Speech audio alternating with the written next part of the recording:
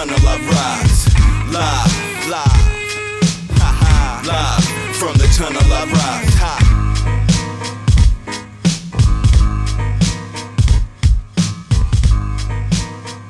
Check, check. It is Equalize Live. How's everybody doing? My name is PreciseMC. Your host with me, as always, is ILLu. What is going on, ILLu?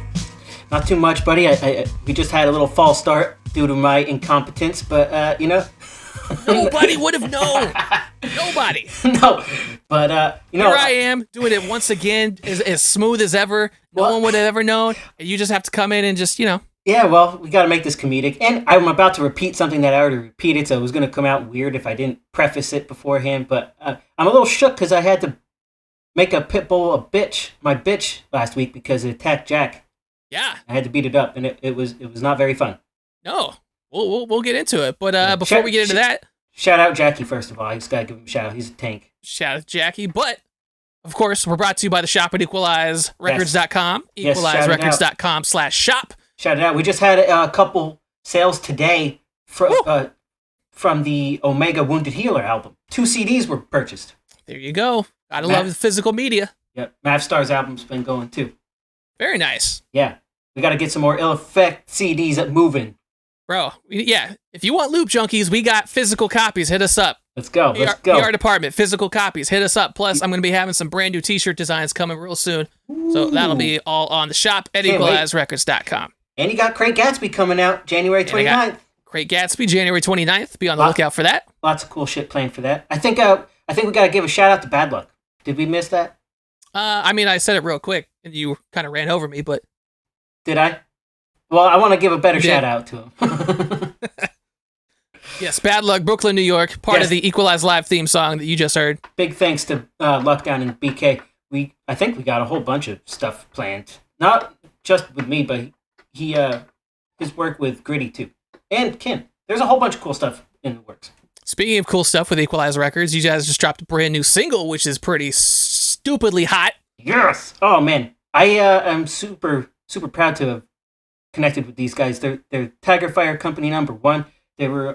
They met in Vermont, but they're all kind of cross country right now. And the single's called Achilles. It's streaming now on all streaming services. It's a head nodder. It's dope. And I think you gave it a worthy comparison when you said it was a Run the Jewels. Like it's hard to have that kind of energy and that kind of production value, and I think they really came through on here. Right, yeah. It was a complete compliment when I said that it sounded Run the Jewels. It's clean, it's bombastic, it's got energy. Super hard. The vocal contrast between the two MCs is dope. It's a good track. I dig it. And the contrast is throughout the album too. Like you'll see, the album's going to be available pre-order now on vinyl, which I already copped. So yeah, super dope. They have they put a ton of work into this over the past 2 years. The artwork was super well done by a guy named Cyrus Walker. And I tagged him on the Instagram page. It's at Cyrus.Walker. Very, very cool, like Western sci-fi kind of artist guy. Yeah, it's some cool artwork. It's so far, from what I've heard and from what I've seen about the artwork and all the promo and everything, it's a solid project coming together. So yeah, they came to me with like a full finished product and just basically needed help doing what I do, and so that's what I've been doing. Yep.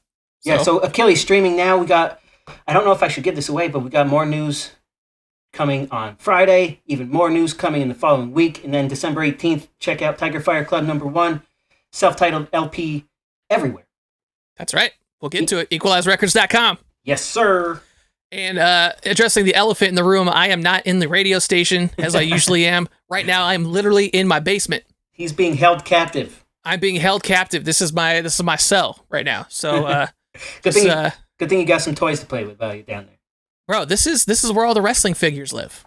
You want to show them off? We got Bro, behind this computer, we've got 1, 2, 3, 4, 5, 6, 7, 8, 9, 10, 11, 12 tubs. Of wrestling figures. Tubs. Not just figures, 12 tubs of figures. 12 tubs of figures, and some of these came today.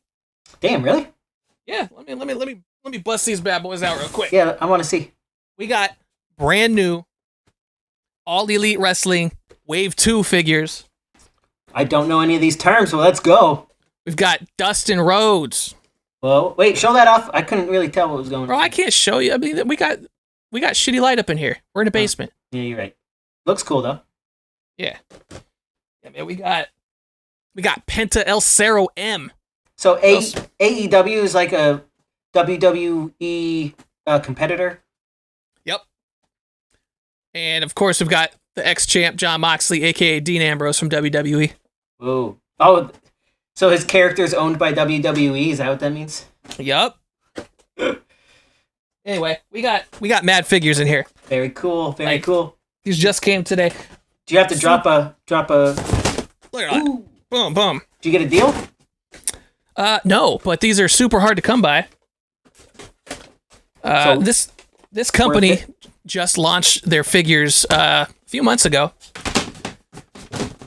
The first line was supposed to be in Walmart. You could barely get them. They are super, super hard to come by. I've got 2 sets of that first wave, so that means I had to get 2 sets of the next wave because they will be equally as rare and equally as valuable. You're like a turntablist. You need 2 copies. Yeah, bro. 1 to keep, 1 to flip. You know what I'm saying? But yeah, I got tons of figures over here. Just doing the darn thing. So basically, you're not in the normal space, but you're still in your element. That's what you're trying to say. Yeah, still in my element. We got the Christmas tree box right here. We got some Christmas decorations. We got ornaments all up in the spot. You haven't put it up yet? Bro, we have so many ornaments that we have a box of just ornaments that didn't make the cut. Wow. I don't know if that's good or bad. Yeah, we got all sorts of stuff. Anyway, so that's where we're at today. We're in the apartment basement right now. Very dope, very dope. That's a top secret location that we will not be giving away.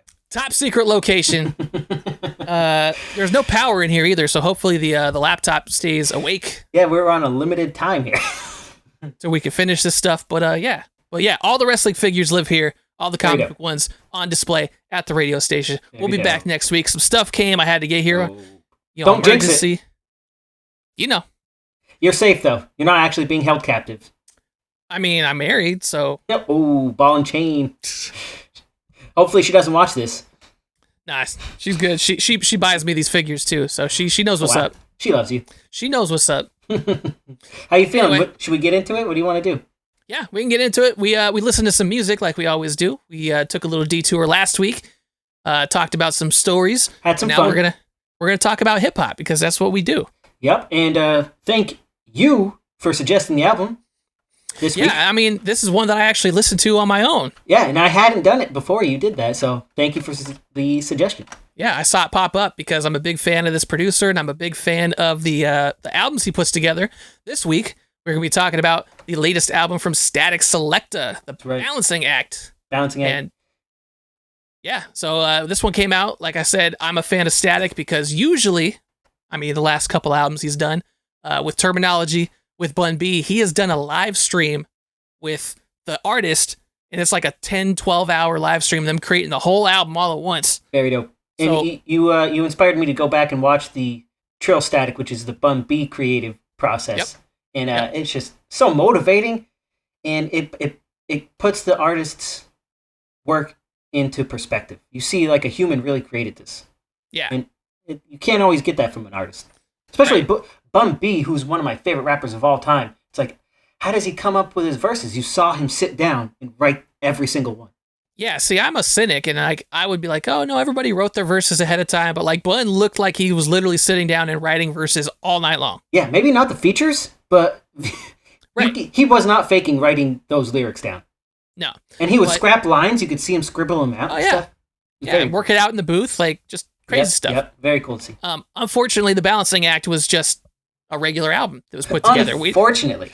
I would have loved to have seen another live stream, but of course, we're in the middle of a pandemic, so you can't get everybody in a little ass studio. Especially considering the sheer number of features on here. Tons of features, which is part of why I like this album so much. Mm-hmm. This album has everybody. This album has Method Man, Styles P, 2 Chainz, Jadakiss, Terminology, Conway, Nas, Joey Badass, Black Dot, Paul Evidence, Wall's on there. Blue. Evidence and Blue. So many people. Lil Fame. Lil Fame. And I think you're going to say the next name. Are you going to say it? Or should I What? say it? Hey. Sean Price makes a posthumous feature, and I really liked it. Yeah, and I love Pete, and I love Static Speaks. Yeah. But I will say that at first I think I was a Static Selekta hater because really, yeah, he had a very big reputation in the Northeast, in New England, and I felt like his beats were super derivative at the time. And I feel like over the years, I had to shed that thought because he grew in such a way as a producer. He was less of a DJ and more like focused on being a sit-down, produce guy. And I feel that. His sound is wholly unique at this point, and I feel like I shouldn't talk shit about him like I probably used to. No, I feel that because I mean he does have a very classic New York sound. Oh yeah. So and I feel like it was even more prominent in his early years. Yeah. But he knows everybody. There's evidence to the fact that there's a ton of people on this album. Everybody you'd want to feature from is on this album, basically. Right, and that's why I loved this album so much. It was because a lot of these guys, I don't think I necessarily love a full album of them, but they all come with it in 16 bars. You know what I mean? So you put all these guys together for a banger, and it just works. This is hip hop comfort food to me. I agree. There are some things I want to know your opinion on. What did you think of Jack Harlow? Bro, I was gonna mention Jack Harlow. I want to hear what you think. I'd never heard of him before. You didn't hear that "What's Poppin" song? I might have, but I don't recognize it. Yeah, it was just a generic mainstream rap song from earlier this year. So, yeah, but when I listened to the song, at first I'm like, all right, here's another one of these new cats that just kind of has that lazy style of just talk rap. Yep, kind of, I would call it a Mac Miller ripoff. Yep, and he references Mac Miller in the song. Yeah, he does, in a touching way. But as it was going, I'm like, I'm relating to him. I like where he's coming from. Like, and at the end I was like, oh, this Jack Harlow is pretty nice. I like him. So this song is the first song I've heard in this style form. Everything else has been trap bangers in Atlanta, just like 808s in your face. That's what I was thinking. This is the first switch up, and even though I do call it a Mac Miller ripoff, I do like the direction he's taking. It shows he can actually write a rap song. Yeah, and I saw that he had an album come out recently, or is coming out, and so like I might check it, but it won't sound like this, or maybe it will. Who's to say? Exactly. It probably won't, but it enticed me enough to where I was like, all right, I might want to look at this dude. Yeah, it definitely paints him in a good light. I was surprised. Statik Selekta can work with anybody, and I think that track especially shows it. Yeah, and when we're on the subject of Jack Harlow, it kind of it separated some of the artists in some of the songs. Some of the songs I didn't like were guys I'd never heard of, newer guys. And all the songs I did like were all the established, New York vets. You know what I mean? Yep, and I think I would say my least favorite track also had new people on there too. I don't want to say what my least favorite track is, but I definitely agree with your sentiments there. Well, I mean, I had to, I came here on emergency. I left my notes at the studio, but I think one of my least favorite songs was definitely the one with Thurston Howell III with Sean Price. With Sean Price. And Thurston Howell III has the first. Obviously, he would have 1.5. It's like a long verse. Yeah, and where have I heard Thurston Howell III? I've heard the name, but I don't remember. Yeah, he had an underground presence at one point, I think.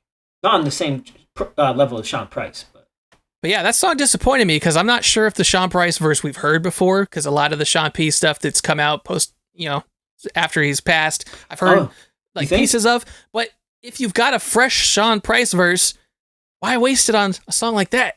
There's only so many left to go. I have to agree. I didn't really think of that. I didn't really have a problem with the track. I do remember being a little off put by Thurston Howell III. But when I heard Sean Price, I just stood up in my seat and oh yeah, I was all for it.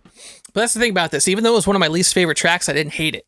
I didn't hate any tracks on this album, but I also didn't there was not one track that stood out as the best to me either. It was just a very consistent, like I said, comfort food album where everything banged, nothing sucked, and I was just like, all right, cool, I could just listen to this, on repeat. Yeah, I agree. It was consistent throughout. It was consistently dope throughout. So it didn't have any shining moments, like you said. There was no standout track for me. Although right, it was just one level of consistent quality rather than just going up and down and. And I think that'll play into its replayability. I don't know how often I'm going to come back to this one. It's a dope album.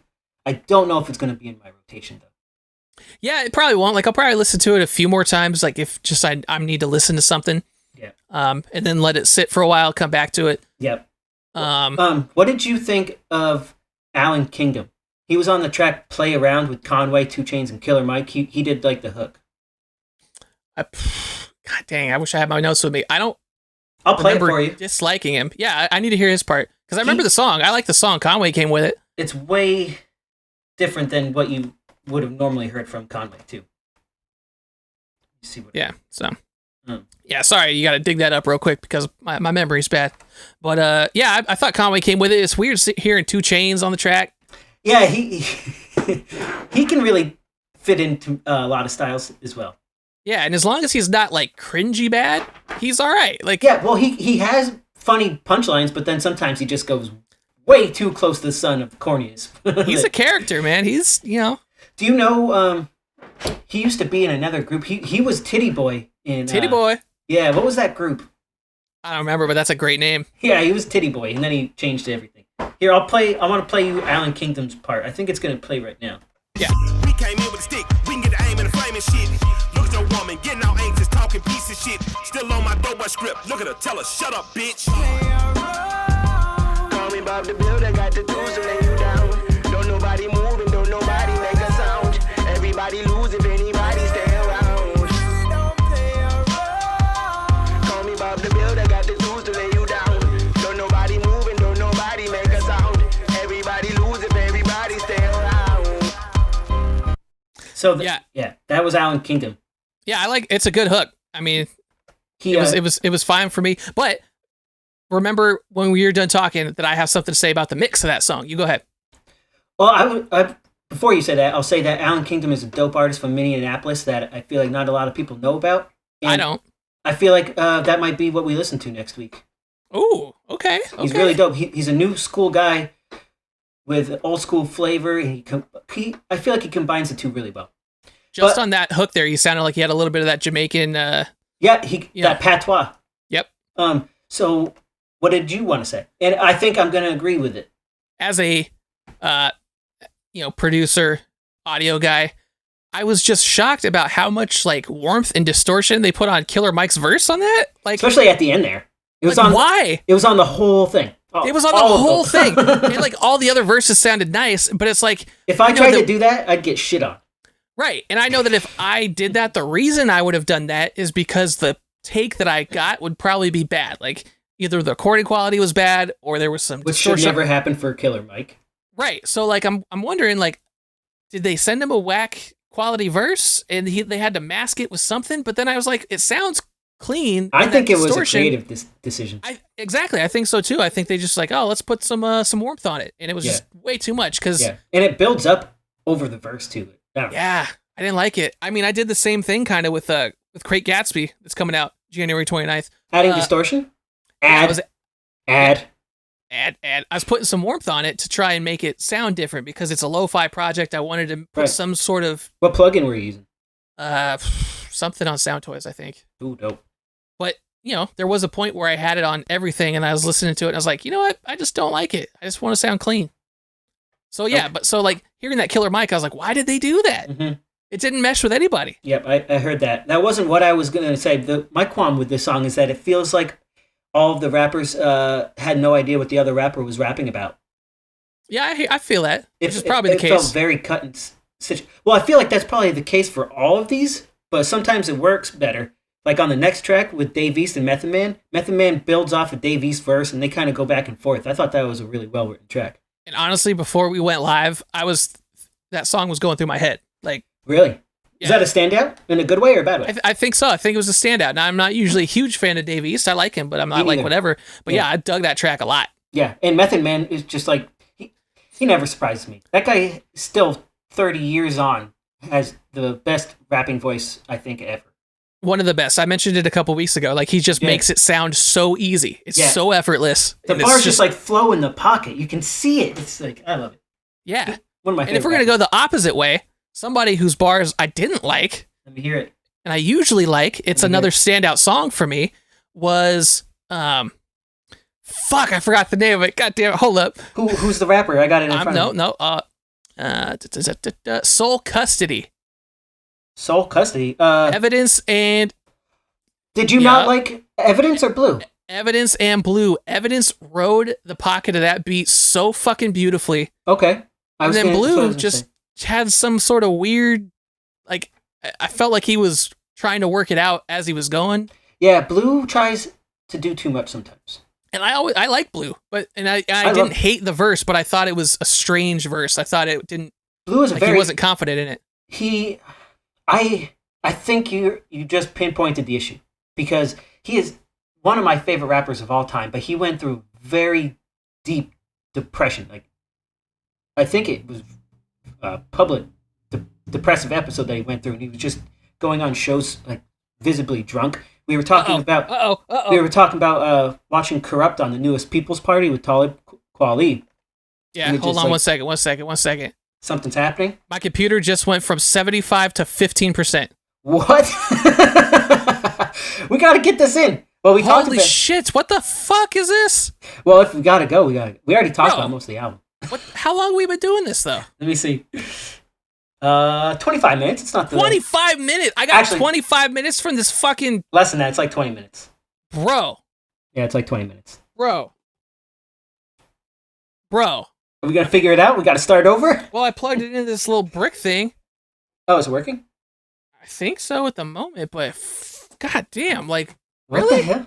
Really with this bullshit? We're not even done the album. We got a lot of sports to talk about too. Like I said, I was in the I'm in the basement and there's no outlets down here. So we're living the struggle life. Bro, this was at 100% when I got down here. I don't get it. I wonder if it's because we're using the camera too.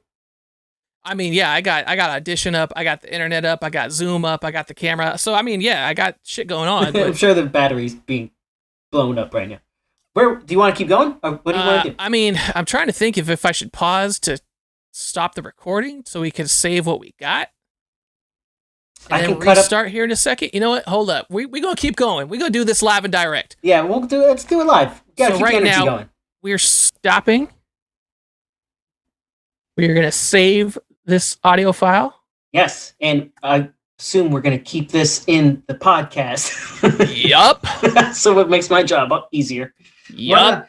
Yeah, we got Great Gatsby coming out for you on January 29th, the last Friday of January 2021.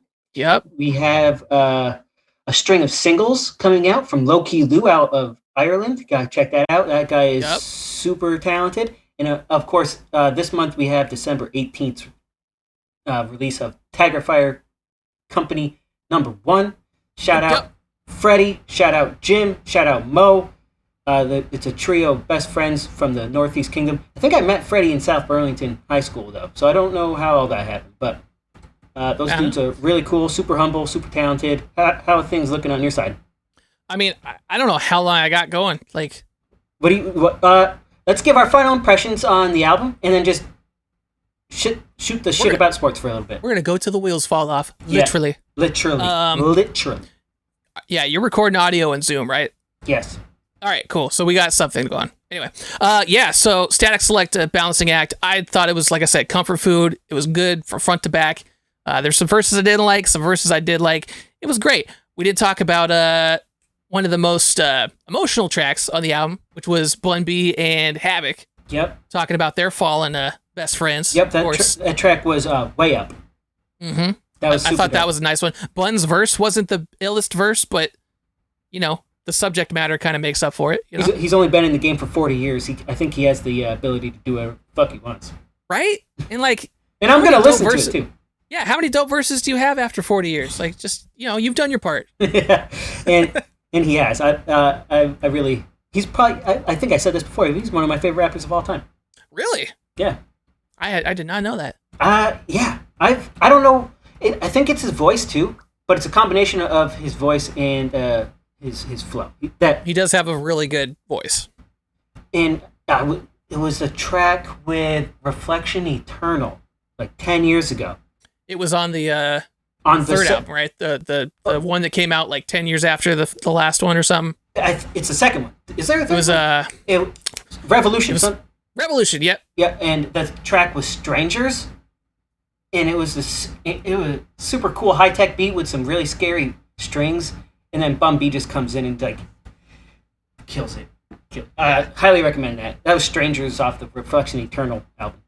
Yeah. And as usual, if you have albums you want us to listen to, Yes. hit us up on our socials at Please. PreciseMC.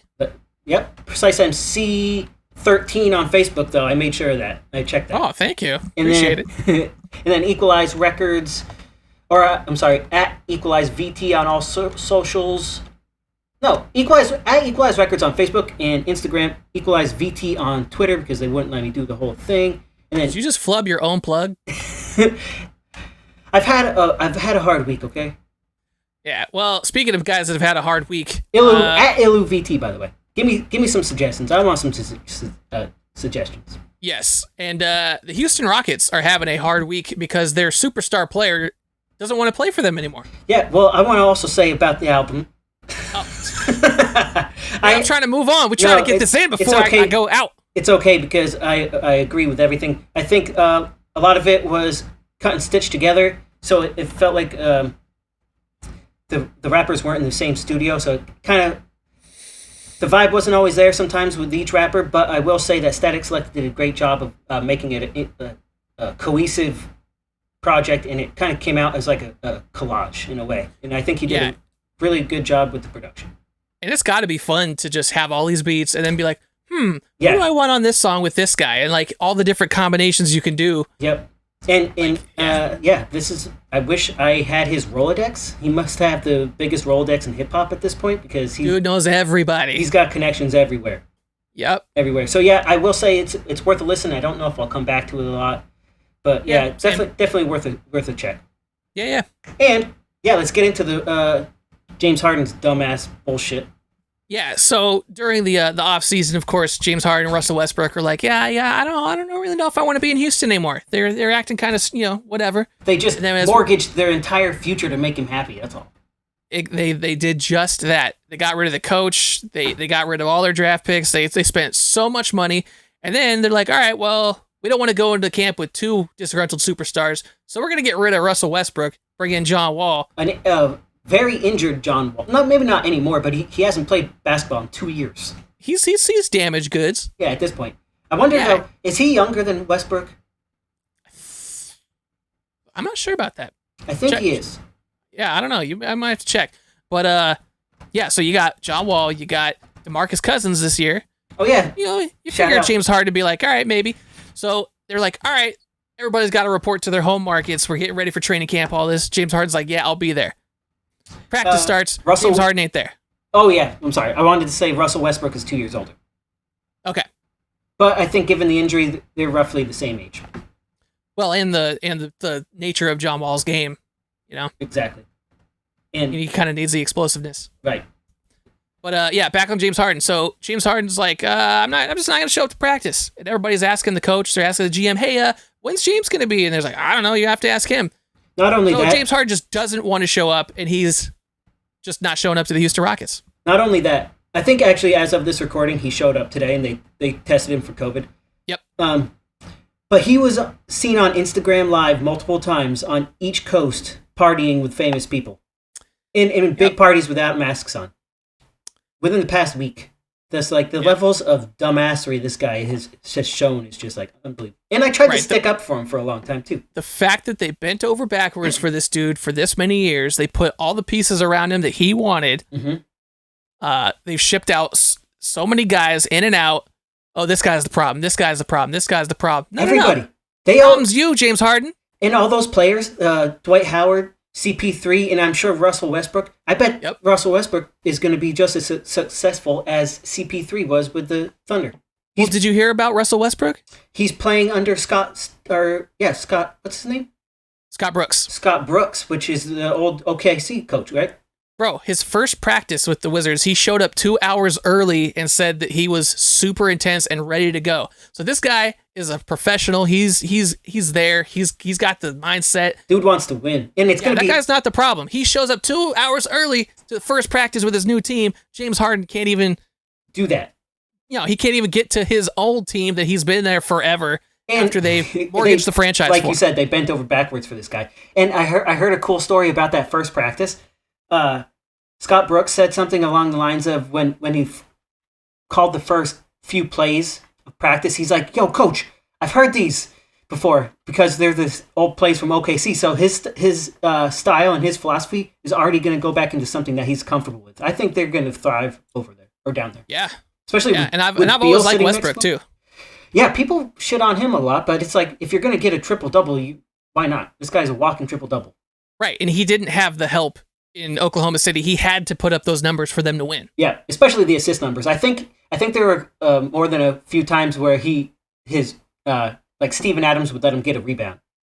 Yeah, but at the same time, like, all right, so you might get on Russell Westbrook for his stat padding, for having to put the lion's share of the offense on his back, which you could say the same about James Harden, except for the fact that Russell Westbrook also dishes the ball. He's not, much better. like, yeah, he is a whole different type of volume ball handler than James Harden is. Harden has had better supporting casts.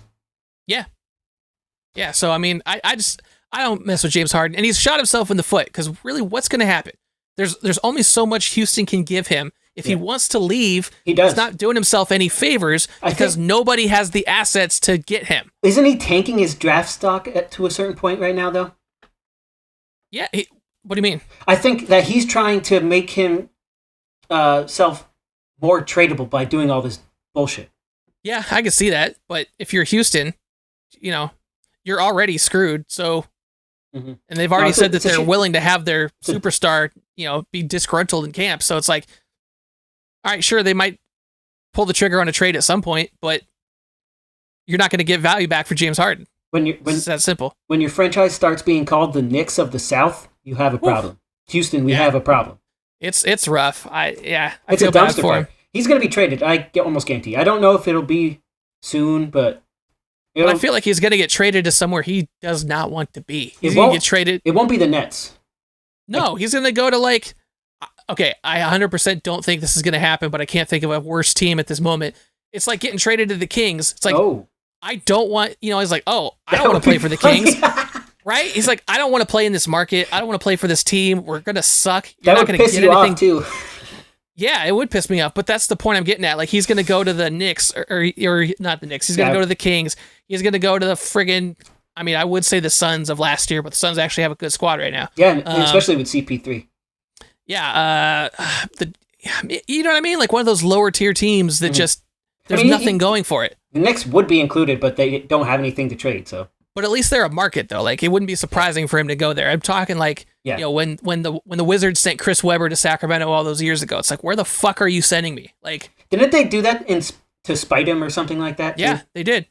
And then it turned out to be the renaissance of his career. Was it his rookie year that he was traded, or was it after? It might have been his rookie or his first year because he was with the Golden State first. Right. And then got shot over. So. Right. Yeah, he had a few trades early on in his career. Mm-hmm. Maybe I think I must be thinking of the Golden State to Washington being his rookie. Yeah, because that's the type of thing I'm thinking about with James Harden. Like they're going to send him somewhere he doesn't want to be. That's no good. Mm-hmm. And so I don't know what I don't know what he wants. No, he's like you said, he's shooting himself in the foot, but he fucking deserves it because he's a dumbass, and I feel like we've talked about his dumbass enough. Yeah. Yep, that's all I want to say. Sorry, we said it all. I just looked at my notes, and it was everything I already said.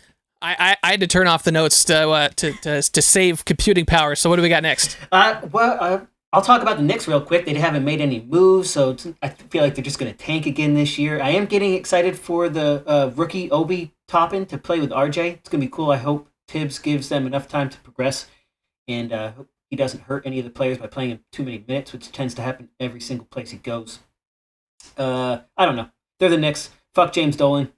How are the Kings looking? Who knows? Because last year I thought the Kings were going to be a playoff team, and they tanked terribly under Luke Walton. This year, I have no reason to be excited, but I still am, just because it's the Kings. Huh? Who's the coach now? Luke Walton still. Oh, I thought he resigned. No, but all the talk out of training camp is that they're going to start running again, which is what made them successful the last year before he got there. So I'm thinking maybe he just threw his hands in the air. It's like, all right, we're just going to go with what made us good. That was the offense he ran with the Lakers, I thought. Wasn't it a fast-paced offense? I think so. But last year when he got to the Kings, he decided to throw out the whole set that made them good, all the offensive sets, because he wanted to focus on teaching the team how to play defense. So that's why the team sucked last year, was because he was trying to teach them how to play defense. Trying to play defense. I'm trying to play defense right now. Trying to get my video up and working again. Let's find out if it works. I'm the one that's about to get shut down. What's going on here, man? Oh, I'm back. What are you fiddling with? How is this happening? That time I didn't move anything. It went off, and I fixed it. So let's keep it going. Okay, so the way that you fixed it, with the opposite of that, to not turn it off again. I didn't do anything this time. Yeah, but that's the fun about being a fan of a team in not a small market, a team that sucks. Like you and I, yes. Because every year you're like, yeah, we're probably gonna suck, but there's a lot of cool things that we can look forward to. And there's a lot of Jabari Parker hype going on right now in Kings Camp. There's been Jabari Parker hype for like 6 years. I know, and that's what's so fun about being a fan of a bad team is when you see a player that sucks and he's having a great camp, you're like, oh, he might be coming back. I haven't heard anything about Knicks camp. I wonder what the fuck's going on with them. Have they started yet? Yeah. All I know is that they're practicing. I haven't really heard anything. I want to know how Kevin Knox is doing. Frank Ntilikina. Those guys have been really disappointing. I want them to turn it around this year. Yeah, I thought Knox was pretty good a couple years ago, and then I feel like he just fell off a cliff. Yep, it happened. It happened with the coaching change. He was utilized more with his rookie head coach, and then they switched, and then they had to get rid of. And I don't know. It's a circus. Yeah, it's bull. I mean, the same thing we were just talking about Luke Walton. I mean, I just saw some stats today about how Buddy Hield was utilized in the season where he was an elite shooter compared to last year, and it's completely different. I'm like, why would you change what made somebody so good? That should change this year, right? Because Bogdan's not there? Hopefully. I always have these hopes as a sports fan that a coach will just magically figure it out and think and see what the rest of the fans are seeing. You know what I mean? I'm going to be honest with you. You should know that. I think, given he has the greatest first name of all time, Luke Walton is overrated. I think Luke Walton's very overrated. He got super lucky to intern the Golden State team when Kerr went down, and he looked like a genius. But that team was just on fucking fire. Yep. And then he was doing whatever he was doing in LA before LeBron came and kicked his ass out the door. Yeah, I don't know if that was really his problem. I think they just got rid of him for LeBron. Yeah, and just based on what happened last year, Luke just completely destroyed that team, destroyed the Kings. So what makes you What makes you think he's not going to do that again? No, I do, but I'm saying I'm hoping that because based on what I've heard, that they're trying to go back to what happened the year before with Jaeger. Oh, right. The style that made them successful, right. And hopefully he starts utilizing people to their strengths rather than their weaknesses. Actual things that stupid people like you and me that aren't basketball lifers know. We're smarter than them, though. And I hate to think that as a fan. I really do. It's like you hear it so many times. You can only see the same thing so many times before you're like, why doesn't he just say do something different? Why can't you just do the thing that you were doing that worked? Well, he's a highly successful athlete turned coach. Jesus Christ. He's probably a stubborn individual, but what the fuck do I know? I know. Just, screw Luke Walton. Who's the coach of the Knicks right now? The coach of the Knicks? Oh, my God. Tom Thibodeau. That's right. It's his first year, right? Yeah, he plays all of his starters 45 minutes and doesn't play young guys, and it's going to be probably the worst decision that we could have made this year. Well, then you just don't get any, if you're the GM, you just don't get any old guys, so you have to play all the young guys. Actually, I feel like that's what they tried to do. I saw they re-signed Peyton. Do they still have Randall? Yes, unfortunately. They have him signed to a multi-year deal. They want to trade him, but nobody wants him. Yeah. That's rough. Yeah, it sucks. But actually, I'm a little skeptical about Mitchell Robinson's progression this year because apparently he hasn't been attending voluntary workouts. Ooh. And he's on the lighter side. So I feel like I want him to get more reps in the post and add some weight. He's one guy that I really liked on the Knicks. He's explosive. He can explosive guy. Dunks those lobs. Yep, one of those rim runners. And he's tall as shit. He blocks shots all the time. And one guy that I know about him just because he kills the Kings every single time was, I think his name's Alonzo Trier. Yeah, he was good. They didn't really play him a lot last year, and then they cut him. Oh, yeah, well, that's wonderful. Yeah. I just know that he murdered the Kings every time the two teams play. He showed Have you promise. seen this? Have you seen the schedule yet? No, I think the Knicks got shafted somehow. Why? What's up? Well, I was just curious because I know that with baseball they try to keep things very regional in terms of the travel, and I haven't looked at this. I don't think that's the teams. case. Like, are they just doing a regular schedule, going cross country and all that stuff? Looks like first. And they've only announced half the schedule. Like, is this just because they can't pin down what's going to happen with cancellations and all that stuff? I honestly wouldn't be surprised. It looks like they have scheduled up until March 2nd. And the Knicks play Pistons. Preseason. First regular season game is the 23rd of December against the Pacers. Then they play at home. They mostly stay in the Midwest and East Coast. Yeah, for the most part until... Okay, so they are doing the regional deal? Yeah, I didn't think they were. Which could work out for him. They end up playing the Warriors. The first West Coast trip starts on the 21st of January. And then they play the Kings. And then they play the Trailblazers. All right. And then they play Jazz. So they're on the West Coast for a little bit. Here's my conspiracy theory, just right off the top of my head without even thinking about it. What? They've released the first half of the schedule, obviously. More than half. Okay. So not the full. Not the full. They have from the end of December through the beginning of March. So do you think, depending on how things go, if they have a hard time, do you think that they've scheduled it like that to where they can shut it down in March and do a bubble again if they need to? Wow. I feel like that's worst case scenario. If they were going to shut it down, it's going to be before March. Right. But you know what I mean? Like, you do a first half of the season just to see, can we get through these games? And if you can't, then we're going to do this. Like, they got that stashed in the back pocket in the tuck. Well, ready to go.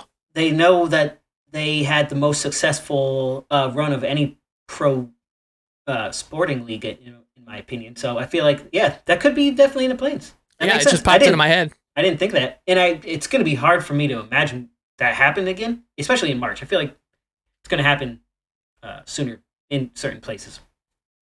But who the fuck knows? You want to talk about more sports? I have no idea. My Halo is, I keep having to turn it back on, so I think it's dead. Well, all right. Let's just say the Yankees are bound to be the 2021 World Series champions, defeating the Oakland A's in the ALCS. I like that. 4-0. They get swept though. How do you like that? This is bullshit. We're just gonna wrap it up. It's Equalize Live. Hey, Giants are in first place with a losing record. I just want to shout Equalize that Live. You can find us at equalizerecords.com. equalizerecords.com/shop to get all your Equalize merch. My name is PreciseMC. You can find me on the social medias at PreciseMC, on Facebook, PreciseMC13. ILLu, where can they find you?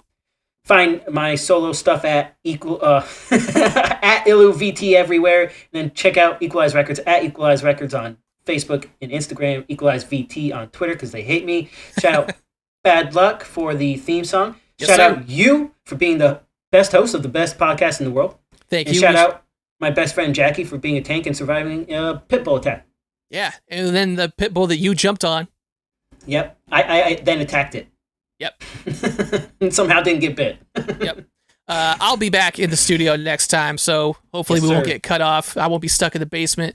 Remind me of Alan Kingdom. I want us to listen to the project by him for next time. Alan Kingdom. Anyway, my name is Precise. That is ILLu. It is Equalize Live, and that is it for this week. We will see you next time. Peace. Thank you all for listening. Hit us up with ideas. We love you all.